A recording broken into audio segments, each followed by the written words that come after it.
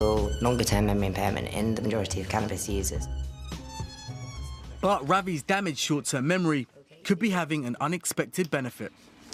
G. He's asked to come up with as many words starting with the same letter as he can. Gregarious, gracious, grange, grog, gnome. And on this test, God, he seems to be doing grateful. very well. Grip, gustation. What we found so far is that verbal fluency goes up, so people can generate more words when they're stoned compared to when they're not. And we think cannabis might make it easier for you to make associations between concepts and words in your brain. Some people say it helps them with problem solving or creativity. It could be that by halting the flow of new information into our brain, we are less distracted. So we start making new connections in our mind. As a tree, I could be a tree, I was a tree. This could explain why everyone from jazz musicians to computer programmers have looked to weed for inspiration. When I'm high, it enhances my creativity.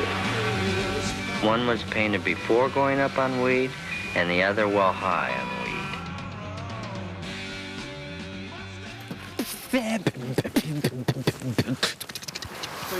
Wow. Look how cool that looks. It looks awesome. It looks like Jurassic Park. It's been an hour and a half since Chet and Alex ate their flapjacks. And their impaired memory is about to affect their ability to navigate. We're getting downhill. Yeah. We're definitely getting downhill. How are we getting in there? Jump. Rocket boots. We can't jump that. Yeah, Does it look jumpable? Yeah. Actually, I'm not too sure. I don't want to jump it. Shotgun not going first. The hippocampus is where the brain stores information about every move we've ever made. We call on this database to work out how to achieve all physical tasks, like jump in a ditch. But the THC in the cannabis is interfering with the messages to and from the database. So the brain's no longer sure what the body can and can't do. What the Especially when it's confronted with yet another ditch. That's not jumpable. Actually, that is jumpable. That's a proper Perseverance. We have to The abyss they see before them is actually a shallow ditch that's 3 feet wide and a couple of feet deep. That looks like it gets deep, like, really early. Looks pretty dangerous. Yeah, another obstacle. The stoner video game. He's shaking, he's shaking. We've all got to get across here. We do. The THC also hijacks messages to the part of their brain that controls balance and coordination. Just jump, Alex, jump. Just jump. So even when they picture a smooth leap in their mind, the message can't get through to their body. Put one up and then spring off. Eventually, the lads cross the ditch in one piece. Sick. We did it. When cannabis distorts the messaging system between our brain and our limbs, it can turn a straightforward walk in the forest into a complex obstacle course. It's been a bit of a struggle, but Imogen has moved most of her stuff out of her bedroom. But the effects of the joint that she smoked an hour ago are starting to wear off, and her thoughts soon turn to having another one. I'm gonna grab a drink and smoke a J. No, I definitely feel like this is a reward. Happy days. Most users like Imogen think of cannabis as being a relatively safe natural drug. But the more cannabis she smokes, the more she needs to smoke to feel its pleasurable effects. So the big question is it addictive? The idea of waking up one morning and saying, from this day forth, I shall never smoke marijuana again, is as stupid as giving up chocolate or carbohydrates. It's like, I could do that and maybe I would be healthier or thinner, but I certainly wouldn't be happier. And is it really that big a deal?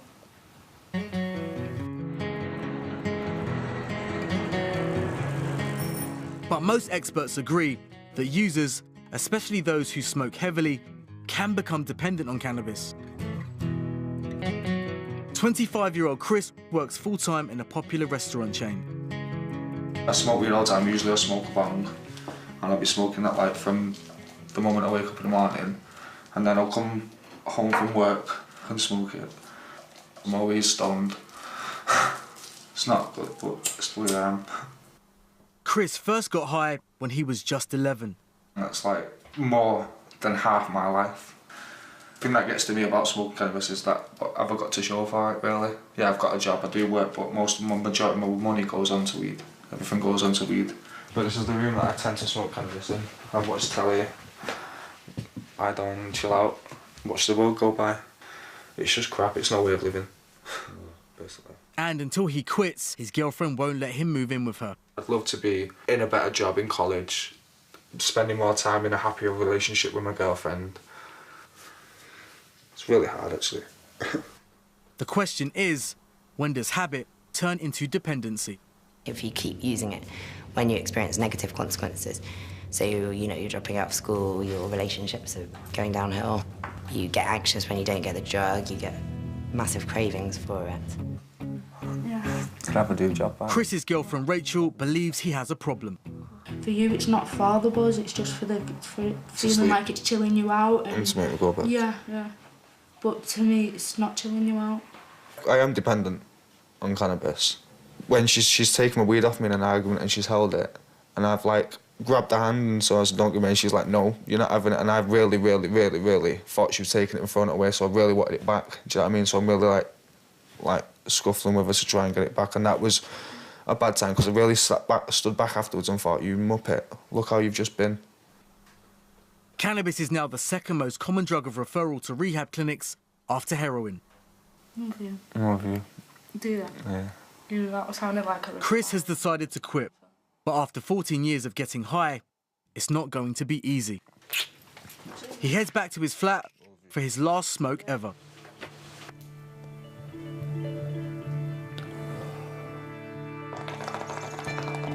An estimated 1 in 10 smokers will become dependent on cannabis. Sad, really, isn't it? Sitting there smoking weed on my own.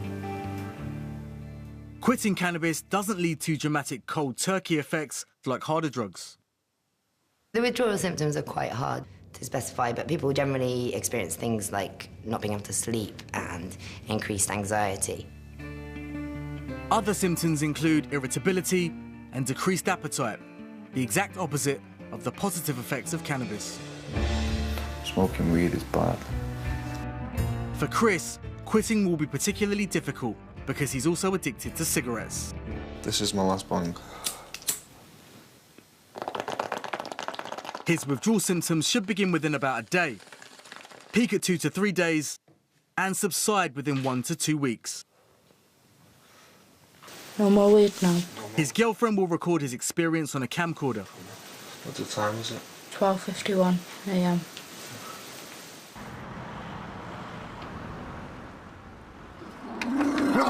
By the next morning, Chris is already starting to struggle. Don't take the piss out of it. Where are you going? What are you going to do with it? Don't take the mic. I'm really being serious, don't take the mic. Well, what was you just saying to them? What do you want to do? By evening, he's back at his flat, getting high. You was feeling it though, weren't you? Yeah, I did try to stop smoking that weed. On midday or something? I tried to stop smoking weed, but I found it really hard. I did do my best. I did try not to. I didn't smoke weed all the next day after I took my last mix. And then come to like night time, I was really like feeling it and just stressing and kicking off, and ended up going having a smoke. They just think people can get off it easy, and I suppose you can, it is in the mind, but it's not that simple. Chris is not alone. The rates of addiction to cannabis are rising steadily. Experts believe this could be down to one thing: the arrival of super strong skunk. Police seizures show that skunk accounted for barely 10% of the cannabis sold here in the late 1990s. Last year, it was 80%. But can a plant really be to blame for reactions like these? You hear voices and they sometimes control you to do something. 3. The reason that I'm saying 3 to these statements is because when you say them, they go into my head and it happens. Are we sitting on a mental health time bomb? An increased risk of depression and schizophrenia. Skunk, why is it so strong and potentially dangerous? Skunk is the name given to genetically engineered weed designed to deliver the maximum dose of mind-altering THC. I don't like the word skunk, because I think it's just a bit like fear-mongering sort of word. Grown under hot lights in enclosed spaces, the female plants are kept in a perpetual state of sexual frustration. They overproduce THC to attract pollen from male plants that don't exist. The best skunk that you get will smell ever so slightly like an alleyway that lots of cats have been doing the business in. In this hothouse environment, levels of THC can soar to 5 times that of ordinary cannabis. The first time I remember smoking it, 10 seconds later, I just fell backwards onto the bed and just led there for about 15 minutes. But Chet and Alex and Imogen and Mike all continue to smoke skunk. So how strong is the evidence that skunk leads to mental illness? In South London, psychiatrist Dr. Robin Murray has been studying the subject for the last 8 years, and he's convinced there is a link. The people that we see have usually been smoking cannabis for at least 5 years. They're smoking every day, and they're particularly likely to be smoking skunk. In his patients, this combination appears to lead to a condition known as psychosis. Psychosis is the ultimate bad trip, an altered mental state that can include hallucinations and severe paranoia. So anybody who has a hallucination or a delusion, we would regard as psychotic. Sometimes these illnesses last for a few days or a week or two, but if they last for months or years, we term them schizophrenia. 31-year-old David can still remember his first joint clearly. My friends called me over when I was over the field, and they said, "Oh, come on, Dave, we're having a smoke." I said, "Yeah, okay." I thought, I've never tried this before. I had about a joint. After that, I just couldn't stand up. I had massive head rush. I thought, I'm not going to do that again. But when you say to yourself, you're not going to do cannabis again, you do it again. His father died when he was 7, and his mother, Jo, brought up him and his sister. Yes, Dave, I'm fine. How are you? Yeah, I'm all right. Did you get the bus over? Yes, I did. He started getting high when he was 13, and he was soon smoking weed regularly. Yep, yeah. Fine. Before long, he started having strange experiences. I was walking home and I heard noises from the bus, like as if the whole people on the bus were like spitting, and it sounded like raindrops.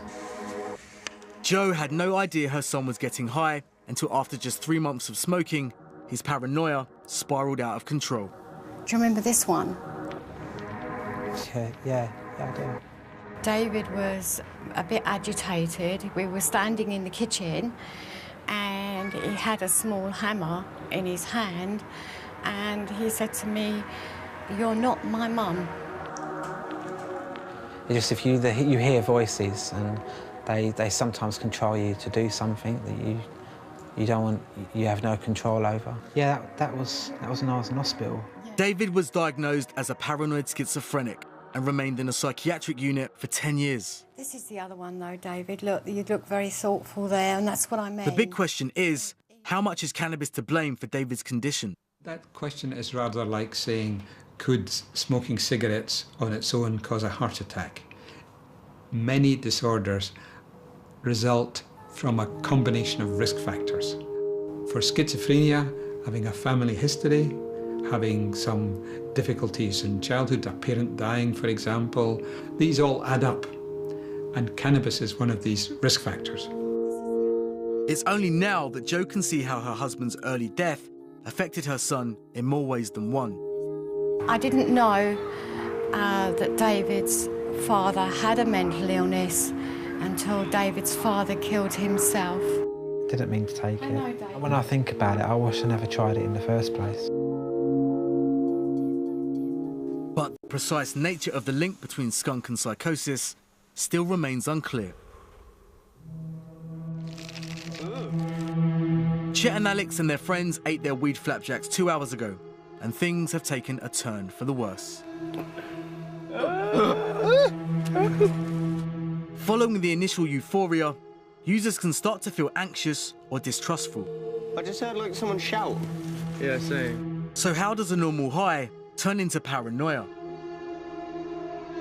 Scientists suspect it could be down to a chemical in our brain that makes us focus our attention on our surroundings. I'm pretty sure I've got an ant crawling up maybe.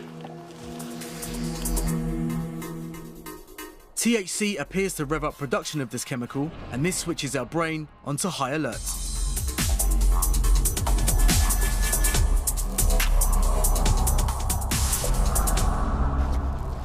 What's that? Is that a train? I think it was a bear. A bear? Should we go skin This can make things seem more meaningful than they are. Dinosaur. Because of the increased level of this brain chemical, someone's face might suddenly seem really important and stand out at you, and then you come up with an explanation for why that is. And that might be, you know, this person's watching me, this person is looking at me, and then gradually this develops into a kind of paranoia. This person hates me. There's just bugs everywhere. There's like horrible, massive ants. Look at them. Whoa. What? Do you reckon there's like adders in the grass? In extreme cases, people start seeing and hearing things that aren't there. Oh, there's those little jumping spiders like everywhere. In fact, an estimated 1 in 10 cannabis users will experience bouts of hallucinations, anxiety, and paranoia. Scientists suspect a vulnerability to psychosis could be in part genetic. It would be great if we could go to a music festival and have a little tent at the entrance and just do a little stab on everybody's thumb as they came in, and an hour later be able to tell them, you have the genes which make you vulnerable to going psychotic after taking cannabis, and therefore you should avoid it at all costs. And then the other 90% of the population say, you're okay, don't worry about it, you can smoke cannabis for the weekend. We're not at that stage yet. So for a small percentage of the population, getting high is something of a lottery. And for very young smokers, it's more like Russian roulette. People who start smoking before 15 seem to have a much greater risk of developing some of the harmful effects from smoking the drug. So things like psychosis and memory impairment. It could be the brain is still developing in adolescence. And maybe if you throw a lot of cannabis at your brain, when your neural systems are still developing, you may cause some wiring changes from which you may not recover. So, cannabis is a bad idea for anyone under the age of 15 or with a vulnerability to psychosis. But it now appears even people with no history of mental illness can have a bad trip with skunk, like this student who, to protect her future job prospects, wants to be known as Catherine. With normal weed, if I'm happy, if I'm having a good time and I'm with the right people, then it's great. But with skunk, if I'm on a low ebb, if I've just got not much energy, I'm likely to kind of sink into a bit of a low, sort of energy-less, enthusiasm-less pit. She's 19 and only gets high a couple of times a week and prefers not to smoke skunk. Celia, we spoke on the phone. Come in. Business phone. Dr. Celia Morgan and her team from UCL have so far visited the homes of 450 smokers like Catherine. There are so many people that smoke cannabis, and whilst it's only a small number that experience these kind of harms from them, if we can identify what makes people vulnerable to these harms, then we can protect these people from them. Do your parents currently live together? At UCL, they're approaching the link between cannabis and psychosis from a whole new angle, by looking not at the genetic makeup of the person, but at the composition of the plant itself. The second most active ingredient after THC is cannabidiol, or CBD. It grows alongside the THC in tiny bubbles of resin, but it's present in only small quantities in skunk. Growing cannabis under 24-hour lighting seems to increase the THC content and reduce the CBD content. And research shows that CBD might counter some of THC's ill effects. So Dr. Morgan wants to see if CBD might be powerful enough to reduce the risk of a bad trip. I think I might need all of that in terms of analysis. The first step is to take a sample of Catherine's weed to test later for CBD levels. How would you describe that type of cannabis? It's Thai weed. Catherine is then asked to go outside and get high like she normally does.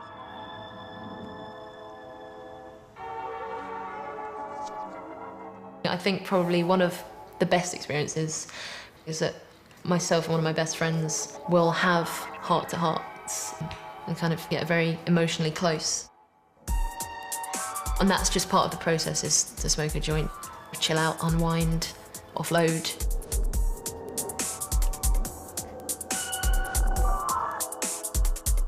Now she's ready to start the test. So how are you feeling? Do you feel stoned? I want you to say how much these describe your experience right now. On a scale of 0, not at all, 1, slightly, 2, moderately, and 3, strongly. Dr. Morgan wants to see what's happening to her mood. She's looking out for any signs of extreme anxiety or paranoia. Your mood is going up and down a lot. 2. You feel that you can predict what is about to happen. 2. You think people are saying or doing things to annoy you. 1. You find it more difficult than usual to start doing things. 2. So Catherine had some thought disorders, things like not being able to follow conversations, having a lot of thoughts at once, but she didn't show very many perceptual disturbances or paranoia. The next step is to test what's in her drugs. In particular, the amount of mind-altering THC in her cannabis as compared to the more mellow CBD. So this is quite interesting. Catherine's cannabis contained about 7% THC, which is sort of an average level. But it also contained what we would call a high level of CBD, so 0.4%. So it seems to be offsetting some of the effects of the THC. The next stage is to bring Catherine into the lab to give her pure THC with no CBD. This is the lab equivalent of skunk. 10, and breathe out slowly as you can. It gets you there. It's quite tickly, isn't it? Probably need some water in a minute. Yeah, no, I'll go and get you some. Cheers. Stop.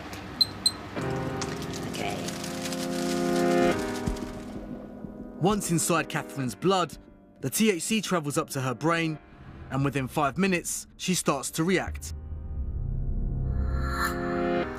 Are you hearing sounds or having visions that you think others are not able to see? Yeah. Yeah. What sort of thing? I feel like parallel to this situation, there's another situation going on, which is a dream. So a dream. She's experiencing a disconnection with reality. Have you been receiving any special messages from people or from the way things are arranged around you? Yes. What sort of special messages? I feel like I've got some sort of communication going on, like a conversation with my boyfriend. Oh, really? Yeah. And when's your Parallel to this one. boyfriend? So some sort of telepathic type communication? Yeah. And how does that make you feel? Special. Special. Oh, good. So Catherine had what we would say was an actual psychotic reaction. So she thought she could communicate telepathically with her boyfriend, who was outside the lab, and she thought she was simultaneously experiencing 2 different realities. You think you're being talked about? 3. You're experiencing something very special or important? 3. Your thoughts Before long, paranoia creeps in. 3. Celia, could I just stop you while I'm having this thought? The reason that I'm saying 3 to these statements is because when you say them, they go into my head and it happens. Right. So... Do you want to stop? Are you all right, darling? I don't mind going on, but I just Yeah. think it'd be scientifically inaccurate, because it's like planting a thought there. Yeah. And then I see. Well, try and think about what we saw with Catherine is a classic example of how some people are more vulnerable to the effects of THC than others. But when she smoked non-skunk weed at home, the CBD in it appeared to counteract some of these ill effects. One of our aims is that if people are going to smoke cannabis, we'd strongly advise them to smoke strains like hash and normal weed rather than things like skunk with a much higher THC content. So here in the UK, cannabis comes with serious health warnings and a possible prison sentence of up to 5 years for possession. But in some parts of the United States, it's a whole different story. Marijuana is being touted as a wonder drug, a potential cure-all for any number of conditions. Hello, I'm Dr. Green Thumb. Have you ever had the problem of running out of weed and just can't find some anywhere? Dr. Green Thumb. Right this way to see the Kush doctor today. Welcome to California. The doctor is in. One of 15 states where medical marijuana is now legal. I use medical marijuana for anxiety, neck pain, and back pain. I have a torn ligament in my knee. Doctors routinely prescribe it for depression, to stimulate the appetite of AIDS patients, to help people sleep, and even for writer's block. Medical marijuana stores have been sprouting like weeds in LA. Here in Los Angeles, there are currently more cannabis dispensaries than there are Starbucks. Cookies, 2 or 3 different kinds of cookies, pies. We have chocolate milk also. No surprise that cannabis is now the #1 cash crop in America. Check it out, man. But critics say it's too easy to get. The compassionate use is sort of being abused by people that would seek out recreational use. Thanks, Dr. Green. Back in the UK, there's no sign of any cannabis dispensaries on the high street. And that's because the law here makes no distinction between supplying cannabis for recreational reasons versus medical ones. Both carry a maximum prison sentence of 14 years. 18-year-old Hannah works in a nursing home. Her mum, Teresa, is one of the 100,000 people in the UK who suffers from multiple sclerosis. She got a first bout of her MS years and years ago, but they didn't realise it was MS at the time. It took about 2 years for her to finally get diagnosed with it when I was about 11. Butchers, farmers, make papers. The MS is causing Teresa's body to attack her own nervous system. Too many messages are being fired from her brain to her legs, which causes her leg muscles to seize up in painful cramps. It's like someone's got a tourniquet around your legs, and then as you walk, that tourniquet starts to cramp down until such times you don't know how to pick one foot off the floor to keep walking. About 30% of MS sufferers report that smoking cannabis helps with their symptoms. 4 pork chops, please. But Teresa is a mum. She's never broken the law in her life. My mum gave me the normal parent drug speech probably when I went to high school, so about 10 years old. But it was just the normal, be sensible, can ruin your life, etc, etc. No tip. No tip. Well, that's very kind. You've got a smile, that's what you've got. Yeah, I always get that. I've never taken any kind of recreational drugs. Bye. I mean, I don't understand what high is, but my head is always, you know, it's not up there in the clouds, it's kind of down here with me.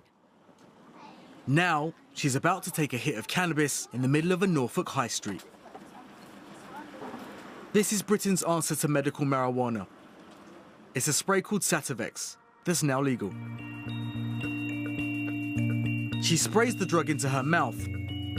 It's specially designed to get absorbed into her bloodstream through her throat. The drug travels straight to her brain, where it starts slowing down the messages being fired at her legs.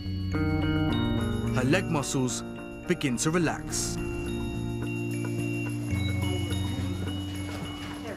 For the last 4 years, Hannah has brought her mum to see Dr. William Notcutt, who's been conducting one of the few legal marijuana trials in the UK. Mary Smith, yeah. OK, thanks very much. Okay. Teresa is a typical example of the benefits of cannabis to a patient. This isn't a wonder drug. It's not a miracle cure for MS or for control of the symptoms. But for many patients, do not get benefit from the existing drugs. So this gives us another very useful, safe drug which has a potential for helping a lot of patients. Okay. Yeah. So, off you go. Let's see how you can walk.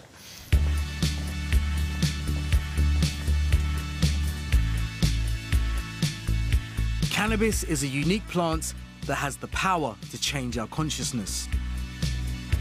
To some, it's a valuable medicine that has been overlooked for too long.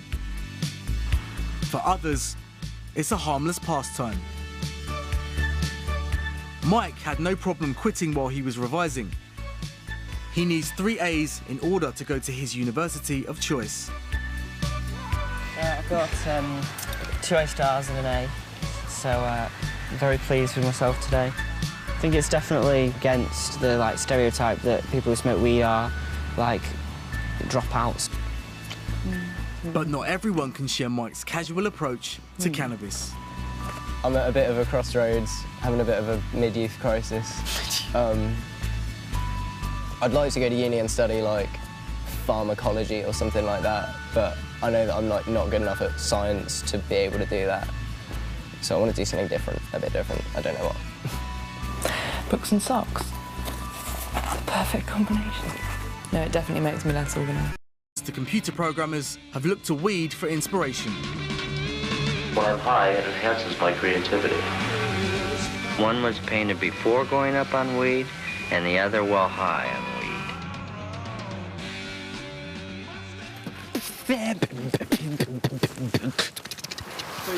Wow. Look how cool that looks. It looks awesome. It looks like Jurassic Park. Chet's the leader. I'm not the leader. You're the leader. It's been an hour and a half since Chet and Alex ate their flapjacks. And their impaired memory is about to affect their ability to navigate. We're getting downhill. Yeah. We're definitely getting downhill. How are we getting in there? Jump. Rocket boots. We can't jump that. Yeah, Does it look jumpable? Yeah. Actually, I'm not too sure. I don't want to jump it. Shotgun not going first. The hippocampus is where the brain stores information about every move we've ever made. We call on this database to work out how to achieve all physical tasks, like jump in a ditch.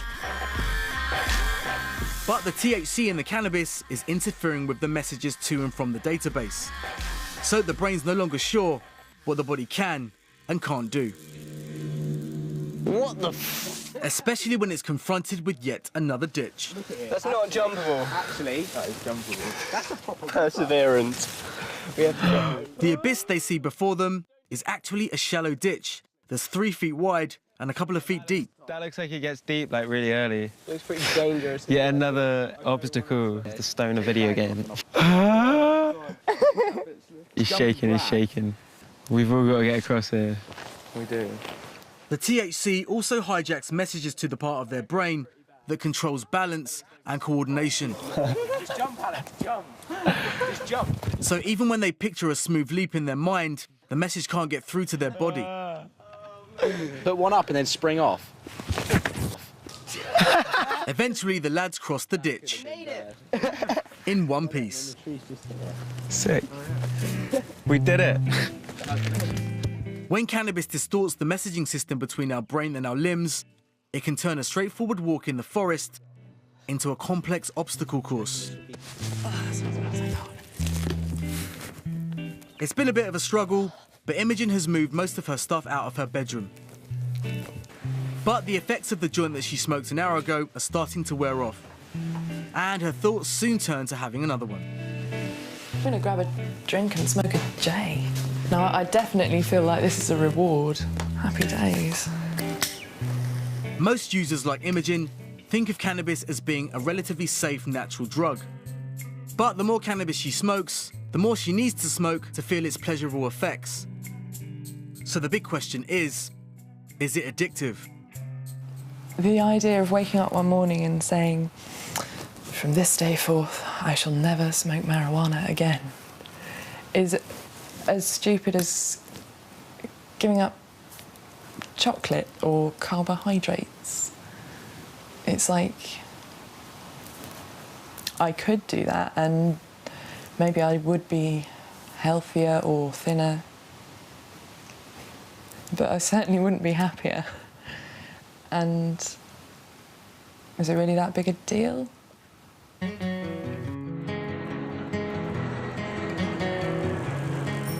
But most experts agree that users, especially those who smoke heavily, can become dependent on cannabis. 25-year-old Chris works full-time in a popular restaurant chain. I smoke weed all the time. Usually I smoke a bong, and I'll be smoking that like from the moment I wake up in the morning, and then I'll come home from work and smoke it. I'm always stoned. It's not good, but it's the way I am. Chris first got high when he was just 11. That's like more than half my life. Longer-term memory impairment in the majority of cannabis users.